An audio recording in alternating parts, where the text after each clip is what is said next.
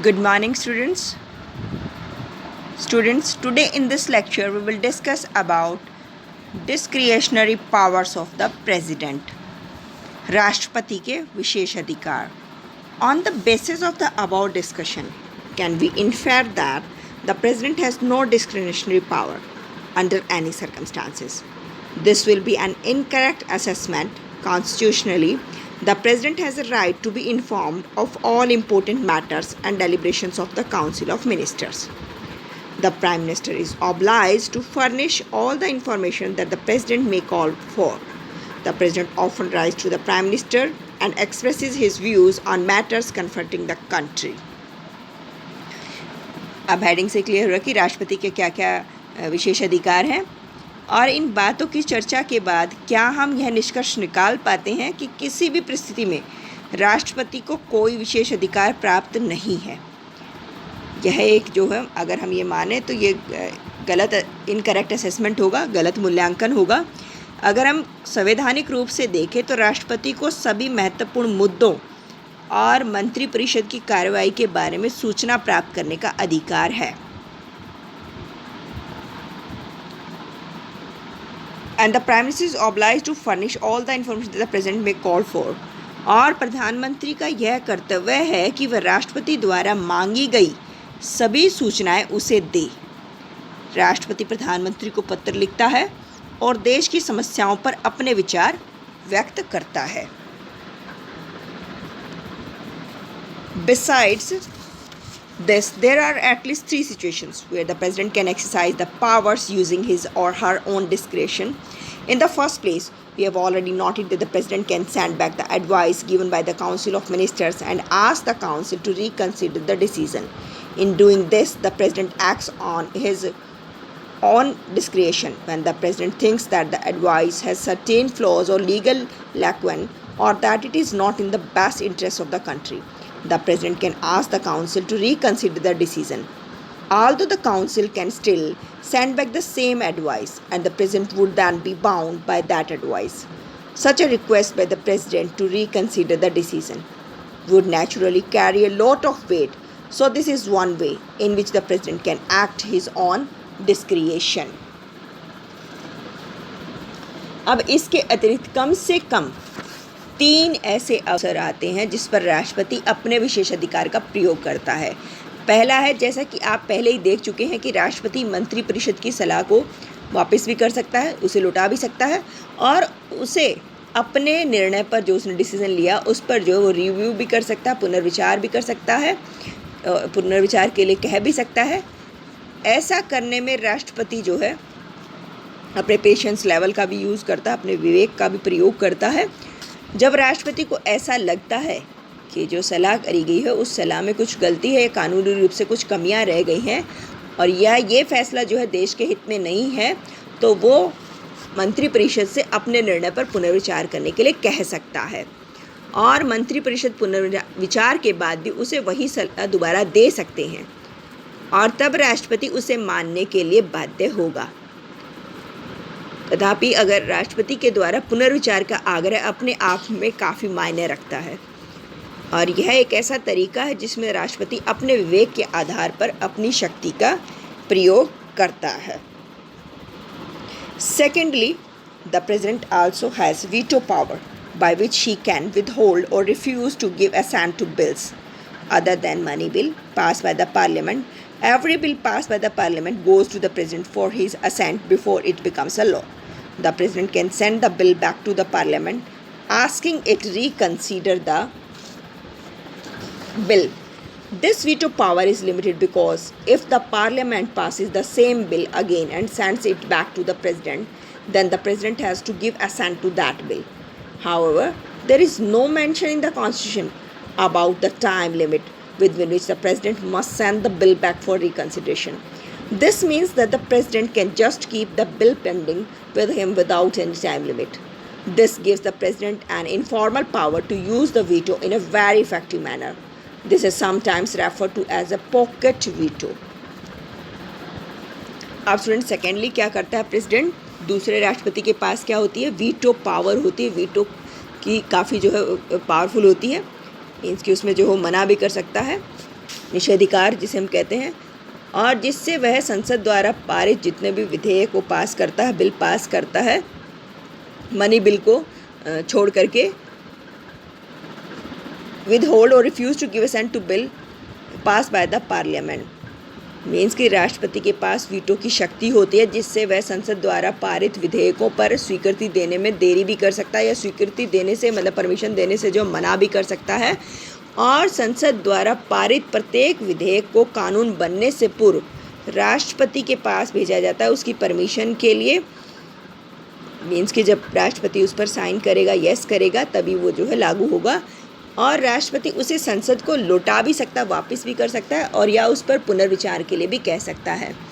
अब वीटो की यह शक्ति सीमित है, क्योंकि संसद उसी विधेयक को दोबारा पारित कर दे और राष्ट्रपति के पास भेजे तो राष्ट्रपति को अपनी, मैंने पहले ही बताया था कि उसकी परमिशन देनी पड़ेगी, उसकी स्वीकृति देनी पड़ेगी, लेकिन संविधान में राष्ट्रपति के लिए ऐसी कोई सीमा निर्धारित नहीं है जिसके अंदर ही उस विधेयक को पुनर्विचार के लिए लौटना पड़े। मतलब यह हुआ कि राष्ट्रपति किसी भी विधेयक को बिना किसी टाइम लिमिट के अपने पास काफ़ी टाइम तक भी रख सकता है। इससे राष्ट्रपति को अगर हम देखें तो इनफॉर्मल रूप से जो है, अनौपचारिक रूप से अपने वीटो को प्रभावी ढंग से प्रयोग करने का अवसर मिल जाता है, और इसे कई बार हम क्या कहते हैं, पॉकेट वीटो भी कहा जाता है। Then the third kind of discretion arises more out of political circumstances. Formally, the president appoints the prime minister. Normally, in the parliamentary system, a leader who has the support of the majority in the Lok Sabha would be appointed as prime minister, and the question of discretion would not arise. But imagine a situation when, after an election, no leader has a clear majority in the Lok Sabha. Imagine further that after attempts to form alliance, 2 or 3 leaders are claiming that they have to support of the majority in the house. Now the president has to decide whom to appoint as the prime minister. In such a situation, the president has to use his own discretion in judging who really may have the support of the majority or who can actually form and run the government. अब third हमारा kind of discussion क्या कहता है कि तीसरे प्रकार का विशेष अधिकार क्या है कि राजनीतिक परिस्थितियों का कारण पैदा होता है। अगर औपचारिक रूप से राष्ट्रपति प्रधानमंत्री की नियुक्ति करता है तो सामान्यतः अपनी संसदीय व्यवस्था में लोकसभा के बहुमत दल के नेता को प्रधानमंत्री के रूप में नियुक्त किया जाता है। इसीलिए उसकी नियुक्ति में राष्ट्रपति के विशेषाधिकार का कोई प्रश्न ही नहीं है। लेकिन अगर हम उसकी इमेजिनेशन करें जिसमें चुनाव के बाद किसी भी नेता को लोकसभा में बहुमत प्राप्त ना हो, इसके अतिरिक्त हम यह भी सोचें कि यदि गठबंधन बनाने के प्रयासों के बाद भी 2 या 3 नेता यह दावा करें कि उन्हें लोकसभा में बहुमत प्राप्त है, तो क्या होगा? तब राष्ट्रपति को निर्णय करना होगा स्टूडेंट कि वह किसे प्रधानमंत्री नियुक्त करेगा, और इस सिचुएशन में राष्ट्रपति को अपने विशेषाधिकार का प्रयोग करने का यह निर्णय लेना होता है कि किसे बहुमत का समर्थन प्राप्त है, या कौन सरकार बना सकता है, या कौन सरकार चला सकता है। तो ये भी एक स्पेशल पावर है।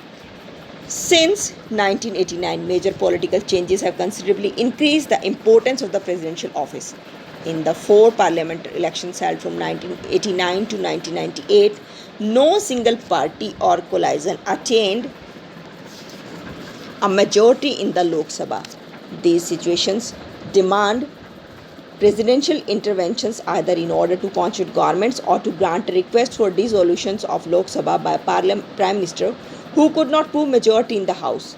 It may thus be said that presidential discretion is related to political conditions. There is a greater scope for presidential assertives when governments are not stable and coalition occupy power. अब 1989 के बाद से जो हमारी political है प्रमुख राजनीतिक दौर था, उसमें भी परिवर्तनों के कारण राष्ट्रपति के पद का बहुत ज़्यादा महत्व बढ़ गया।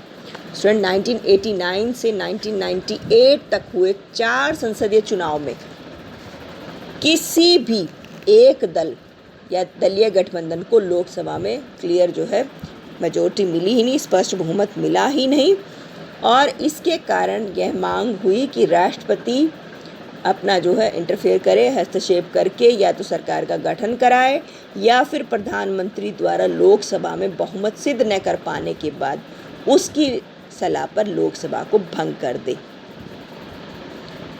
तो अतः यह कहा जा सकता है कि राष्ट्रपति का विशेष अधिकार राजनीतिक परिस्थितियों पर आधारित होता है। जब सरकार स्थायी ना हो और गठबंधन सरकार सत्ता में हो, तब राष्ट्रपति के हस्तक्षेप की संभावनाएं बढ़ जाती हैं। For the most part, the president is a formal power holder and a ceremonial head of the nation. You may wonder why then do we need a president? In a parliamentary system, the Council of Ministers is dependent on the support of the majority in the legislature. This also means that the Council of Ministers may be removed at any time, and a new Council of Ministers will have to be put in place such a situation requires a head of the state who has a fixed term, who may be empowered to appoint the Prime Minister, and who may symbolically represent the entire country. This is exactly the role of the President in ordinary circumstances. Besides, when no party has a clear majority, the President has the additional responsibility of making a choice and appointing the Prime Minister to run the government of the country. अब student, राष्ट्रपति जो है अगर देखें तो formal power holder होता है, एक औपचारिक शक्ति वाला पद है, और वह जो है नेशन ऑफ द हेड कहलाता है, राष्ट्र का प्रधान कहलाता है। और ऐसे में आप पूछ भी सकते हैं कि अब तब हमें राष्ट्रपति की क्या आवश्यकता है। संसदीय व्यवस्था में मंत्रिपरिषद विधायिका में बहुत के समर्थन पर निर्भर होती है, बहुमत के समर्थन पर निर्भर होती है, और इसका यह भी मीनिंग है कि मंत्रिपरिषद को कभी भी हटाया जा सकता है और तब उसकी जगह एक नई मंत्रिपरिषद की नियुक्ति करनी पड़ेगी। ऐसी सिचुएशन में स्टूडेंट एक ऐसे राष्ट्र प्रमुख की ज़रूरत पड़ती है जिसका जो है कार्य समय स्थायी हो और जिसके पास प्रधानमंत्री को नियुक्त करने की शक्ति हो और जो सांकेतिक रूप से पूरे देश का प्रतिनिधित्व कर सके। तो सामान्यतः यह सारी सिचुएशन को देखते हुए राष्ट्रपति ही इसके लिए सही फिट बैठते हैं, यही भूमिका है। लेकिन जब किसी दल को स्पष्ट बहुमत नहीं मिलता, तब राष्ट्रपति पर निर्णय लेने और देश की सरकार को चलाने के लिए प्रधानमंत्री को नियुक्त करने की भी एक अतिरिक्त जिम्मेदारी राष्ट्रपति की ही होती है। तो student, I hope you understand all the powers of the president. So thank you. Have a good day.